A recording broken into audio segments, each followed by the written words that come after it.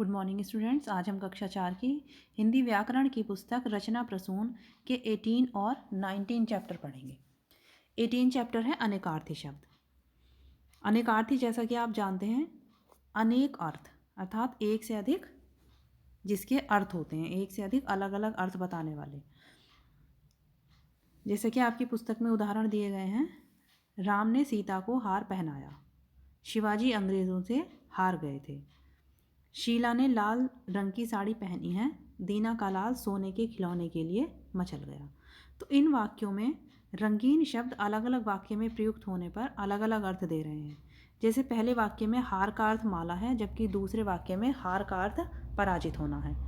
इसी प्रकार दूसरे वाक्य में लाल एक रंग का नाम है और दूसरे वाक्य में लाल का अर्थ पुत्र से है।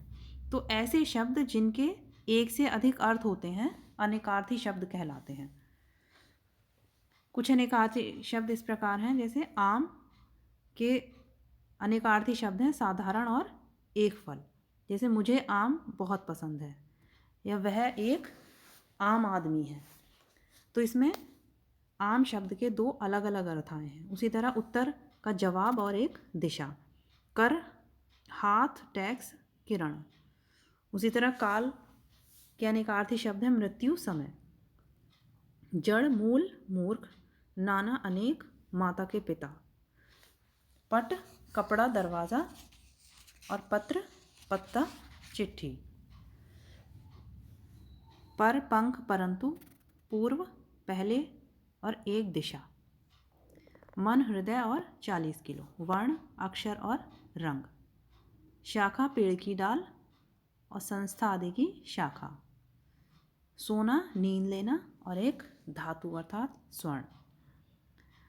तो इसमें आपने देखा कि इसमें एक शब्द के एक से अधिक अलग अलग अर्थ हैं, इसलिए ये अनेकार्थी शब्द कहलाते हैं।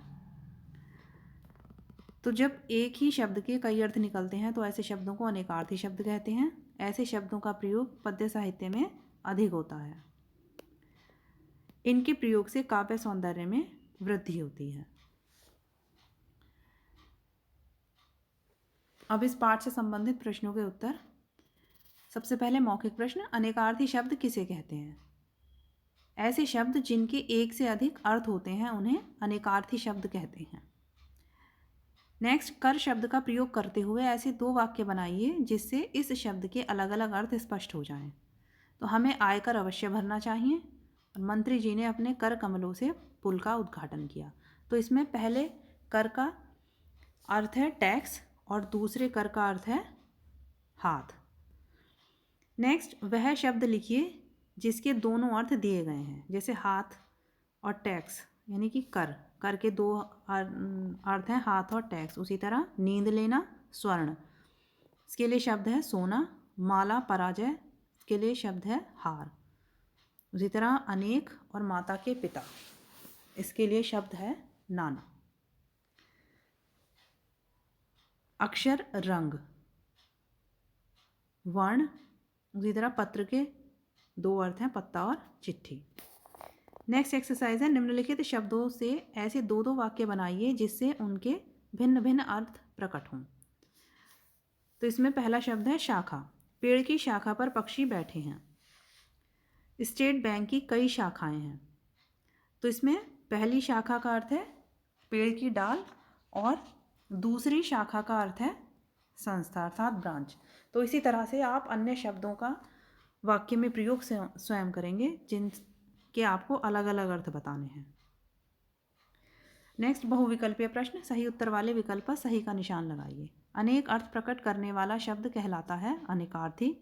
आज गृह कर जमा करना है, इस वाक्य में कर का अर्थ है टैक्स। जैसा कार्य करोगे उसका वैसा ही फल मिलेगा, इस वाक्य में फल शब्द का अर्थ है नतीजा। पहले वह दिशा का नाम व्यक्त करने वाला अनेकार्थी शब्द है पूर्व। चित्र को देखकर उसका नाम पूरा कीजिए और उसके दो भिन्न अर्थ लिखिए। तो इसमें पहला चित्र है आम, तो आम के दो अर्थ हैं साधारण और एक फल। दूसरा है पत्र, पत्ता और चिट्ठी। नेक्स्ट, चोटी, बालों की शिखा और पर्वत का शिखर। नेक्स्ट हार, इसके दो अर्थ हैं, माला और पराजय। अब 19 चैप्टर मुहावरे। तो मुहावरे कुछ ऐसे वाक्यांश होते हैं जिनका शाब्दिक अर्थ ना होकर एक विशेष अर्थ होता है। जैसे मुंह में पानी आना, इसका अर्थ मुंह के अंदर पानी आना नहीं है, बल्कि इसका एक विशेष अर्थ लिया जाता है, वह है मन ललचाना। तो इस प्रकार हम कह सकते हैं कि जो वाक्यांश अपने शाब्दिक अर्थ से अलग कुछ विशेष अर्थ देता है उसे मुहावरा कहते हैं। नीचे कुछ मुहावरे दिए गए हैं। अंगूठा दिखाना, किसी काम के लिए मना करना। जब मैंने गृह कार्य देखने के लिए रवि से कॉपी मांगी तो उसने अंगूठा दिखा दिया। तो जो मुहावरे होते हैं वो वाक्यांश होते हैं और इनका प्रयोग वाक्य के साथ किया जाता है। ये स्वतंत्र रूप से नहीं बोले जाते और इनके प्रयोग से भाषा प्रभावशाली बन जाती है।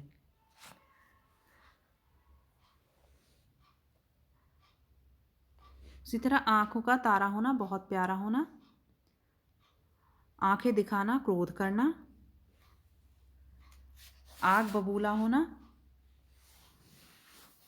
बहुत गुस्से में होना। कमर कसना, तैयार होना। कान पर जूना रेंगना, कोई प्रभाव न पड़ना। घुटने टेकना, हार मान लेना।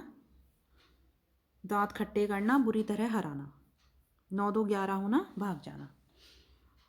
जैसे पुलिस को देखते ही चोर 9-2-11 हो गया।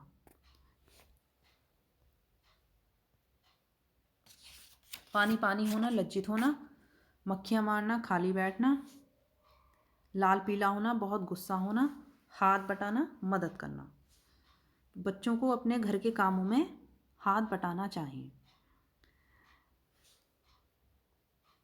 तो इस पाठ में आपने सीखा मुहावरों का शाब्दिक अर्थ ना होकर एक विशेष अर्थ होता है। ये भाषा को प्रभावशाली बनाते हैं और ये स्वतंत्र रूप से प्रयोग नहीं होते बल्कि वाक्य में ही प्रयोग होते हैं। नेक्स्ट, अब इस पाठ से संबंधित प्रश्नों के उत्तर। सबसे पहले मौखिक प्रश्न। कठिन मेहनत करना, इस वाक्यांश के लिए उपयुक्त मुहावरा बताइए।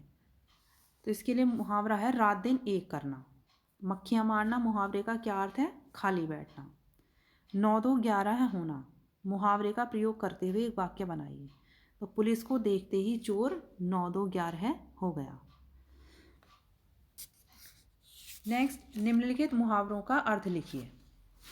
4 चांद लगाना, शोभा बढ़ाना। दांत खट्टे करना, बुरी तरह हराना। रात दिन एक करना, कठिन परिश्रम करना। घुटने टेकना, हार मान लेना। थर्ड एक्सरसाइज, नीचे दिए गए मुहावरों द्वारा खाली जगह भरिए। तो विजय अपनी माँ की आंखों का तारा है। मोहन अपने पिता के कामों में हाथ बटाता है। आज तो दिन भर तुमने मक्खियाँ मारी हैं। मनीष तो अक्ल का दुश्मन है, जिसे कोई भी बात समझ नहीं आती। बहुविकल्पीय प्रश्न। सही उत्तर वाले विकल्प पर सही का निशान लगाइए।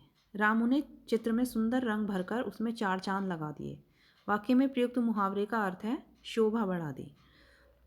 पेट में चूहे कूदना, मना कर देना, इस आशय को प्रकट करने वाला मुहावरा है अंगूठा दिखाना।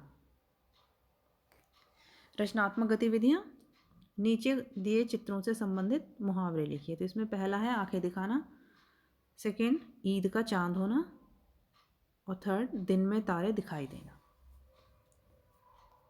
तो आशा करती हूँ कि आपको ये पाठ समझ में आ गए होंगे। आप इस पाठ से संबंधित प्रश्नों के उत्तर और अतिरिक्त प्रश्नों के उत्तर अपनी पुस्तक में साफ और स्वच्छ अक्षरों में लिखेंगे। Thank you.